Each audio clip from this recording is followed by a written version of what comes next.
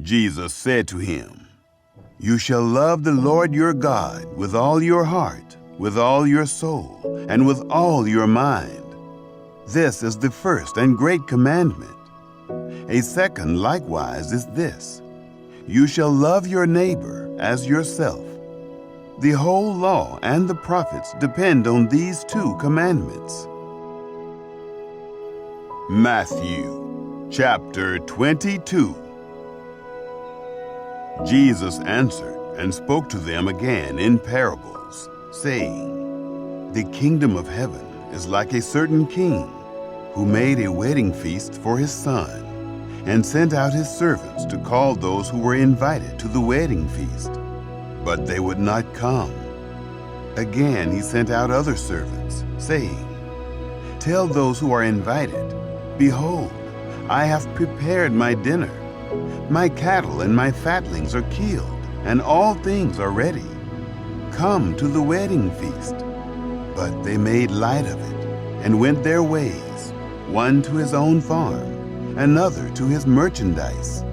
And the rest grabbed his servants and treated them shamefully, and killed them. When the king heard that, he was angry, and sent his armies, destroyed those murderers, and burned their city. Then he said to his servants, 'The wedding is ready, but those who were invited weren't worthy. Go therefore to the intersections of the highways, and as many as you may find, invite to the wedding feast.' Those servants went out into the highways and gathered together as many as they found, both bad and good. The wedding was filled with guests. But when the king came in to see the guests, he saw there a man who didn't have on wedding clothing. And he said to him, 'Friend, how did you come in here not wearing wedding clothing?' He was speechless. Then the king said to the servants, 'Bind him hand and foot, take him away, and throw him into the outer darkness. That is where the weeping and grinding of teeth will be. For many are called, but few chosen.' Then the Pharisees went and took counsel how they might entrap him in his talk. They sent their disciples to him, along with the Herodians, saying, 'Teacher, we know that you are honest and teach the way of God in truth, no matter whom you teach, for you aren't partial to anyone. Tell us, therefore, what do you think? Is it lawful to pay taxes to Caesar or not?' But Jesus perceived their wickedness and said, 'Why do you test me, you hypocrites? Show me the tax money.' They brought to him a denarius.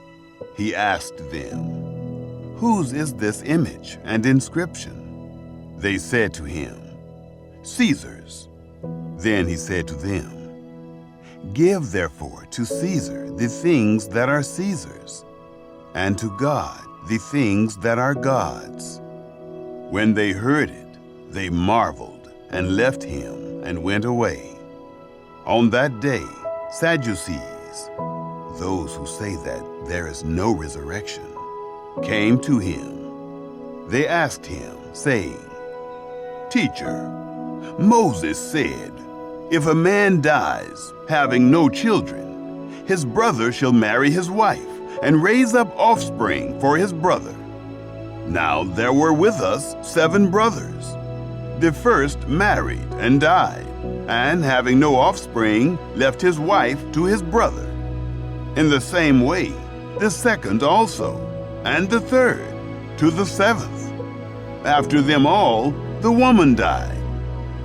In the resurrection, therefore, whose wife will she be of the 7? For they all had her.' But Jesus answered them, 'You are mistaken, not knowing the Scriptures nor the power of God. For in the resurrection they neither marry nor are given in marriage, but are like God's angels in heaven. But concerning the resurrection of the dead, haven't you read that which was spoken to you by God, saying, I am the God of Abraham, and the God of Isaac, and the God of Jacob? God is not the God of the dead, but of the living. When the multitudes heard it, they were astonished at his teaching. But the Pharisees, when they heard that he had silenced the Sadducees, gathered themselves together. One of them, a lawyer, asked him a question, testing him. "Teacher, which is the greatest commandment in the law?" Jesus said to him, "You shall love the Lord your God with all your heart, with all your soul, and with all your mind. This is the first and great commandment. A second likewise is this: you shall love your neighbor as yourself. The whole law and the prophets depend on these two commandments." Now, while the Pharisees were gathered together, Jesus asked them a question, saying, "What do you think of the Christ? Whose son is he?" They said to him, "Of David." He said to them, "How then does David in the Spirit call him Lord, saying, 'The Lord said to my Lord, sit on my right hand, until I make your enemies a footstool for your feet'? If then David calls him Lord, how is he his son?" No one was able to answer him a word. Neither did any man dare ask him any more questions from that day forward.